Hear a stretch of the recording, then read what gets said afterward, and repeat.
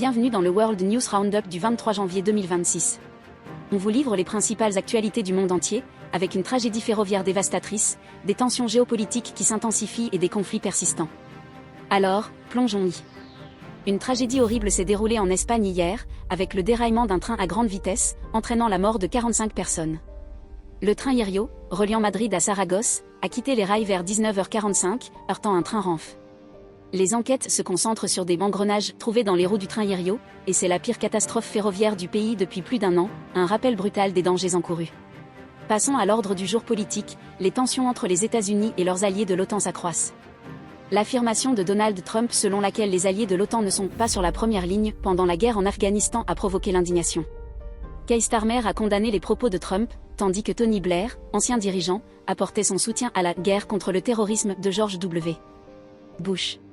Plus de 150 000 soldats britanniques ont servi en Afghanistan, une statistique alarmante dans cette situation. Maintenant, concentrons-nous sur une réunion cruciale qui se tiendra aujourd'hui. L'Ukraine, les États-Unis et la Russie tiennent leur premier sommet trilatéral à Abu Dhabi, dans le but de trouver un chemin vers la fin de la guerre entre la Russie et l'Ukraine. Steve Witkoff estime que l'ordre du jour comprendra des discussions sur les concessions territoriales, mais après des échanges à Davos, Zelensky et Trump n'ont pas pu parvenir à un accord. La situation sur le terrain en Ukraine reste désespérée, près de la moitié du pays connaissant des températures glaciales et un manque d'électricité et de chauffage, suite à des frappes répétées de drones russes. Compliquant encore le tableau, les États-Unis et l'Iran ont connu une phase instable en septembre 2023, marquée par des frappes militaires et une rhétorique exacerbée. La diplomatie du Qatar a priorisé la désescalade, et en juin 2025, un tir de missile sur la base aérienne d'Al-Udeid a dégradé la capacité iranienne d'enrichissement de l'uranium. Ajoutant une autre couche de complexité, un rapport troublant est apparu le 3 janvier, des opérateurs militaires américains auraient enlevé le président vénézuélien Nicolás Maduro et sa femme, Cilia Flor.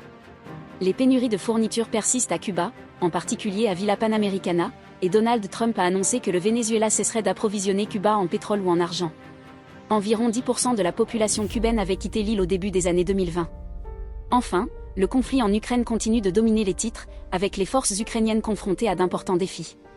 Presque la moitié de l'Ukraine était sans électricité et sans chauffage, d'après la soirée de dimanche, suite à des frappes répétées de drones russes ciblant les infrastructures énergétiques. L'aviation ukrainienne a réussi à intercepter un drone Shahed avec un drone Sting, et Mikhailo Fedorov a été nommé ministre de la Défense. Oleksandr Syrski a souligné des améliorations du « petit système de défense aérienne ukrainien », tandis que Zelensky a averti les Ukrainiens de s'attendre à pire. La Russie prévoit d'augmenter la production quotidienne de drones Shahed de 404 à 1000. Et, étonnamment, 8 États du Baltique et de la mer du Nord ont envoyé des renforts militaires au Groenland, reflétant un changement plus large des attitudes européennes envers la politique étrangère et la défense américaine, comme l'a souligné Ursula von der Leyen, soulignant la nécessité pour l'Europe de se détacher de cette approche. Voilà tout pour aujourd'hui dans le World News Roundup. Merci de votre écoute.